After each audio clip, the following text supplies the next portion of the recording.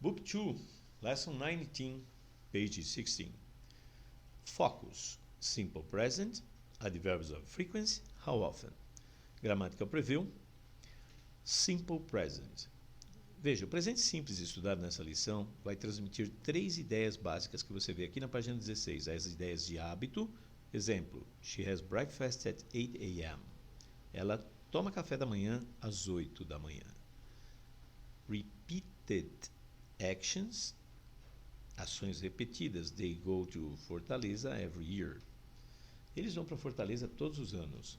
Ou C, facts or ideas of permanent nature. He loves Susan. Ele ama a Susan.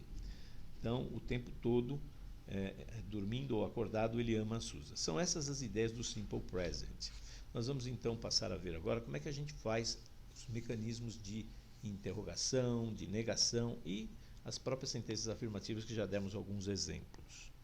Na página 17, the auxiliary verbs for simple present are do and does. Paradinha aqui. Por que auxiliary verbs? Porque para formarmos interrogativas, sentenças interrogativas ou negativas, nós vamos precisar de verbos auxiliares. Então imagine o seguinte exemplo. You study at night. You study at night. Você estuda à noite. Essa é uma sentença afirmativa. Se eu quiser transformá-la numa pergunta, veja o exemplo A. Do you study at night? Você estuda à noite? Então eu só faço o quê? Eu coloco o do na frente do sujeito aí, no caso you. Tá? Se eu quiser responder de maneira abreviada, de forma curta, olha a letra B. Yes, I do. Or no, I don't. Para formarmos sentenças negativas, nós vamos, como você já viu aí na resposta curta, precisar de verbo auxiliar e também do advérbio not.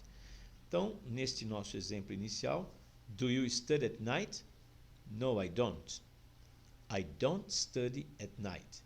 Veja, meu exemplo tem a resposta curta e tem a resposta longa também. Ah, mas tem que ser as duas? Não, normalmente só a curta dá.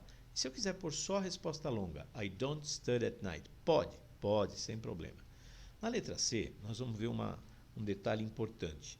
Quando se trata das pessoas, terceira pessoa do singular, he, ou she, ou it, nós ao invés de usarmos o do, vamos usar o does. Olha meu exemplo na letra C aí, negative sentences. She doesn't study history. Ela não estuda história. E para fazer pergunta, também é does? Também é o does. Se eu fosse transformar essa sentença negativa numa pergunta, eu poderia dizer, does she study history? Ela estuda. E a resposta curta seria com do ou com does? Claro que é com does. Yes, she does. Or no, she doesn't. Tá bom? Algumas peculiaridades agora a respeito da forma afirmativa. Nós, habitualmente, usamos o S para caracterizar a terceira pessoa do singular na forma afirmativa, o he, she ou it. Olha o exemplo. He walks every morning. The refrigerator keeps the temperature low. Ele anda todas as manhãs, a geladeira mantém a temperatura baixa. Então, na forma afirmativa não tem do or does. O que tem é um S, mas só para he, she, it. Exceção na letra B, aí você vê no final da página 17. O verbo have.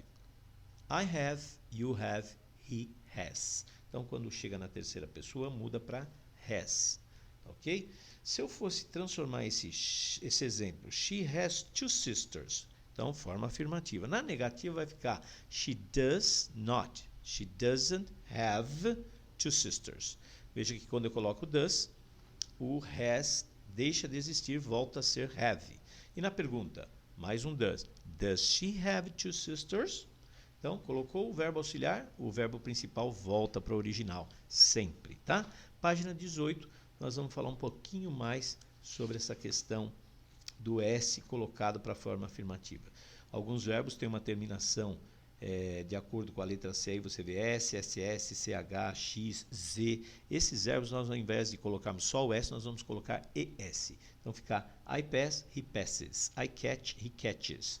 E o verbo com a terminação ou, né, ou O em português, você também vai pôr ES. Ele não é exatamente sibilante, mas vai nesse grupo aqui. I go, he, she, it, goes. He goes, she goes, it goes. Na letra D, nós vamos ver a terminação Y. O Y é o seguinte, ele cai fora e você coloca o I no lugar, letra I, e mais a ES. Então, por exemplo, I study, you study, he studies, tá? O verbo study, terminação em Y, você vai fazer essa operação. Agora um detalhe, se essa terminação em Y do verbo for precedido por uma vogal, nesse caso, segue a regra geral, põe só S. I play, you play, she plays, it plays, he plays, we play, tá bom? Quando volta para o I, some o S. Tem um exemplo aí no final da página 18 com o verbo work, tá? Você pode observar aí a forma afirmativa com S, a forma negativa com do not ou does not, quando é he, she, it, as contrações don't ou doesn't, e a forma interrogativa sempre lembrando que vai o verbo auxiliar lá para frente, tá bom? Vamos para a página 19, tem um exercício lá.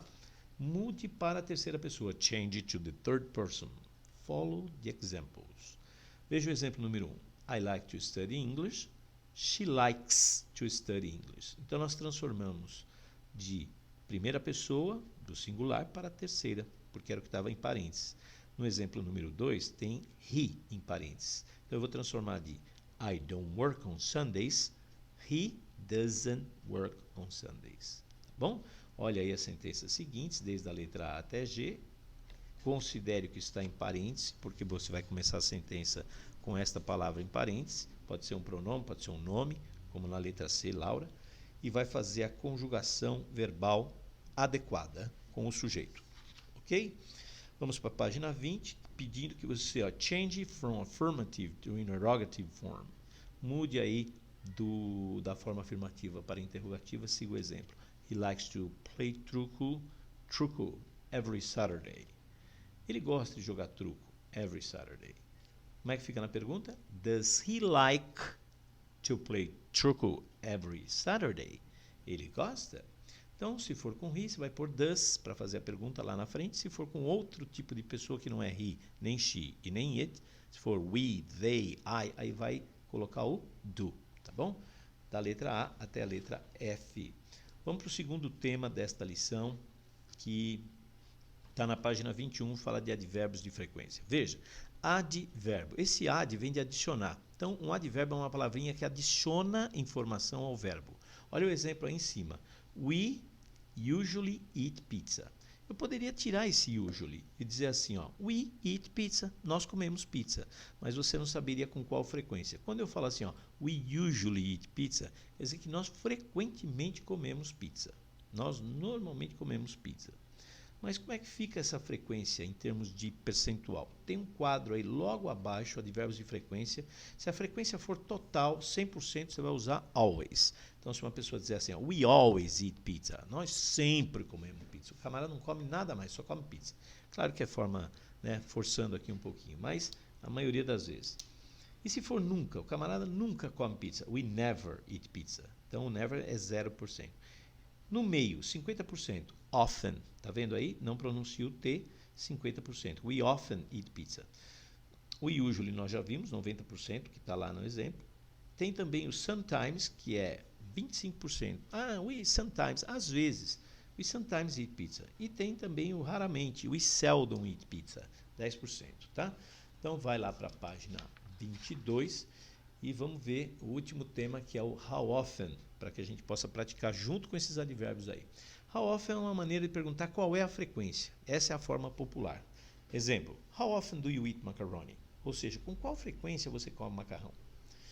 Então, sempre que você quiser saber a frequência, ao invés de perguntar what's the frequency, que pode ser perguntado, mas não é usado, pergunta com how often, fica melhor. E a mesma sequência de pergunta, how often do you eat macaroni? Não confunda, olha no meio da página 22, o how often com how many. How often quer dizer qual a frequência. How many quer dizer quantos. Qual é a quantidade. Olha esse exemplo envolvendo aí o John e Laura. John speaks. How many friends do you have? A Laura responde, I have 2 friends. Aí o John vai com outra pergunta. How often do you talk to them? Laura fala, I usually talk to them. Então, quantos amigos você tem? Eu tenho 2. E com qual frequência você conversa com eles? Eu usualmente converso, eu frequentemente converso com eles. É isso que ela falou aí. Vamos para a página 23 para terminar essa lição. Temos então na página 23 o seguinte: Based on your reality, answer the questions with the adverbs of frequency. Então você tem uma pergunta lá: How often do you go to bed before midnight? Com qual frequência você vai para a cama antes da meia-noite? Aí você completa o exemplo aí, ó. No meu caso, I never go to bed before midnight. Eu nunca vou para a cama, nunca vou dormir. Go to bed here quer dizer literalmente ir para a cama, mas podemos substituir também como uma expressão idiomática, quer dizer que hora que você vai dormir, né? Quando, com que frequência você vai dormir antes da meia-noite? No meu caso, eu poderia dizer never ou máximo I seldom go to bed before midnight, raramente. E aí vem outras perguntas que você vai responder com a sua realidade. Lembre-se que a posição do advérbio de frequência é antes do verbo, tá? Exceção, verbo to be. Verbo to be é she is nervous. Se você quiser pôr um advérbio, você vai pôr she is always nervous. Ela está nervosa ou ela está sempre nervosa. Então, eles vão depois do to be, mas antes dos outros verbos. Tudo bem? Na página 24 é só uma ilustração aí a respeito do que vimos na lição. Ok? Então é isso aí. Respostas no finalzinho agora da lição. Até a próxima.